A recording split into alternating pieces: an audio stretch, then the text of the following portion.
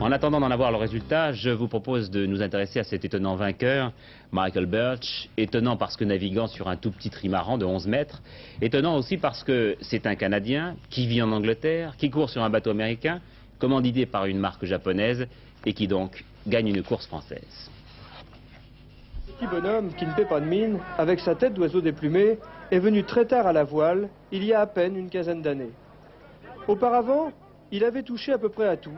Il avait même exercé, pensez donc, la profession de cavalier de rodéo.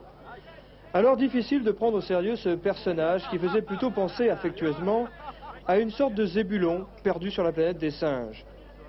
Dans cette course des loups, comme l'avait baptisé le grand vaincu Olivier de Kersauzon, il était donc le petit poussé. Quand il a quitté Saint-Malo, on ne le donnait favori que du bout des lèvres. Oh, bien sûr, on se souvenait qu'il avait été classé deuxième de la dernière transat anglaise gagnée par le Français Éric Tabarly. Mais cela ne suffisait pas à en faire une vedette. Dans cette épreuve qui faisait la part belle aux monstres de toutes sortes, Birch avait le plus petit trimaran, il faisait à peine la maille pour être accepté par le règlement de la transat, alors, dans ces conditions, difficile de lui faire confiance. Mais sans faire de bruit, Michael Birch avait bien préparé son affaire.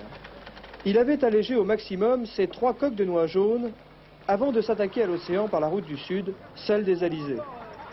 Pendant plus de 3 semaines, il a vécu dans le confort austère de ce petit voilier en forme d'araignée, s'alimentant de fruits secs et se contentant de 25 litres d'eau.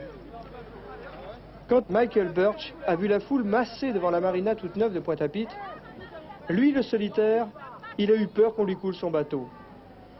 Et il a eu ce mot qui est déjà historique, « Oh God, I return ».